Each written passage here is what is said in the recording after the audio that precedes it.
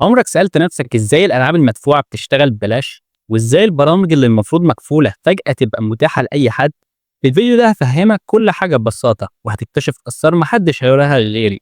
أهلا بيك مع المفكك، ويلا بينا نبدأ. يا عم أنا مش فاهم حاجة، يعني إيه الهندسة العكسية؟ وإزاي الناس بتقدر تفك البرامج وتعدل عليها؟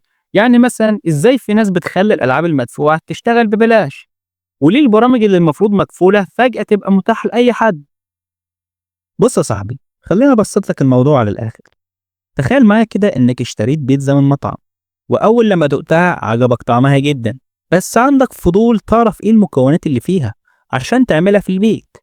شفت لون العجينة يبقى فيها نوع معين من الدقيق، حسيت ان الجبنة مختلفة يبقى اكيد فيها خليط معين من الاجبان، ريحتها فيها حاجة غريبة ممكن تكون بهارات معينة. تخيلت اهو انت كده عملت هندسة عكسية للبيتزا، يعني بدل ما عندك الوصفة الأصلية بدأت من المنتج النهائي اللي هو البيتزا، ورجعت تحلل المكونات بنفسك. طبعا انت دلوقتي هتقول لي هي فكره لطيفه وكل حاجه، بس ده اكل. البرامج بقى بيعملوها ازاي؟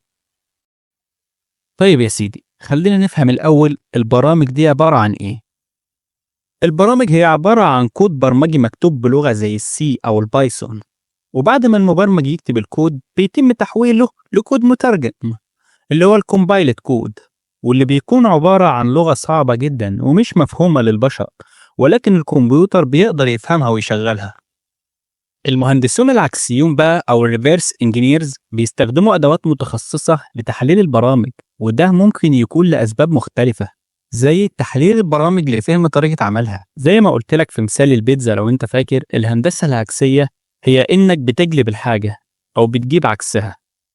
زي مثلا في مجال تحليل الألعاب القديمة أو تعديلها، في ألعاب قديمة مش بتشتغل على الأجهزة الجديدة، أو ممكن تكون عاوز تضيف عليها تعديلات تخليها أحلى. الهندسة العكسية هنا بتنفعك في الحاجات زي دي، فبتضطر ان انت تحلل الكود بتاعها وتعدل عليه او تستخدم محاكي يشغلها. مثال مثلا في نوع من اصدارات لعبة جاتا، ناس عدلت على العربيات وحسنوا الجرافيكس وفتحوا مناطق جديدة باستخدام ادوات تفكيك الالعاب. في حالات تانية مثلا زي اصلاح الاخطاء البرمجية الباج فيكسينج، بعض الألعاب بيكون فيها مشاكل تمنعك تكمل والمطورين بطلوا يحدثوها، فبتحلل الكود بتاعها وتعدل عليه لإصلاح المشكلة. مثال مثلا ناس عدلت على لعبة ديابلو 2 عشان تخليها تشتغل بشكل أفضل على الويندوز الجديد. حلو، تعال بقى نفهم إزاي بتتم عملية تحليل البرامج. لما تيجي تحلل البرنامج بتاعك وتفهمه بيكون ظاهر بلغة اسمها لغة الماشين كود، ولغة الماشين كود ديت بتكون عبارة عن أصفار وحيد، وبتكون عبارة عن لغة صعبة جدا وصعبة إنك تفهمها. عشان كده المبرمجين بيستعملوا أدوات، والأدوات دي بيكون اسمها الديس أسمبلرز. طب إيه هي الأدوات اللي اسمها الديس أسمبلرز؟ الأدوات دي هي الأدوات اللي بتحول البرامج بتاعتك لكود شبه مفهوم عشان تقدر تدرسه، اللي هو الأسمبلي كود، زي أداة ايدا برو أو جدرا، أو أدوات تانية بتقدر تتتبع البرنامج زي الديباجرز. الأدوات دي بتسمح لك تشوف البرنامج وهو شغال خطوة بخطوة، وتكتشف أي أخطاء أو ثغرات في البرنامج. زي ما قلت لك قبل كده إن الكمبيوتر ما بيفهمش غير الزيرو والواحد اللي هي الماشين كود، بس البشر صعب إن هم يشتغلوا بالطريقة دي، فطلعوا لغة وسيطة اسمها السيمبلي كود، لغة قريبة جدا من لغة الآلة لكنها قابلة للفهم شوية. أي كود مكتوب بلغات زي البايثون والسي بلس بلس بيتحول في النهاية الأسمبلي كود قبل ما الكمبيوتر ينفذه. الأدوات بتاعت الهندسة العكسية بتساعد إننا نشوف الكود ده ونحلله ونعدل فيه. أنت عايز تقول لي إن أنا لو عدلت في الأسمبلي كود ده أقدر أغير في سلوك البرنامج نفسه؟ بالظبط كده، أنت تقريبا فهمت الموضوع. الألعاب بقى بتشتغل بنفس المبدأ يا صاحبي، يعني أي حاجة في اللعبة سواء عدد الأرواح أو الطلقات أو الفلوس أو حتى المراحل المقفولة، كل ده في النهاية مجرد أرقام محفوظة في الذاكرة. لو عرفت توصل ليها تقدر تغير وتخلي اللعبة تشتغل بالطريقة اللي تعجبك.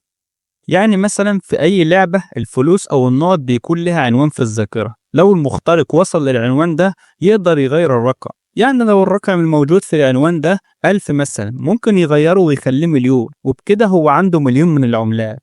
عاوزك تطبق على ده كله بقى الموتات اللي مش بتخلص والمراحل الجديدة في اللعبة وأي حاجة غير منطقية تحصل في اللعبة. نفس الكلام بيتعمل في البرامج المدفوعة. المخترقين بيستخدموا الطرق ديت عشان يخلوها مجانية. من أشهر الطرق ديت الباتش، وده ملف صغير بيعدل أجزاء من البرنامج عشان يشتغل من غير ما يتفعل. كمان في تلاعب بملفات التفعيل، يعني تغيير أو استبدال الملفات اللي البرنامج بيستخدمها عشان يتأكد إنه متفعل. كل دي حاجات معقدة الهاكرز بيستخدموها عشان يعدوا الحماية ويشغلوا البرنامج ببلاش. طيب أنت دلوقتي هتسألني الهندسة العكسية دي قانونية ولا مستنية؟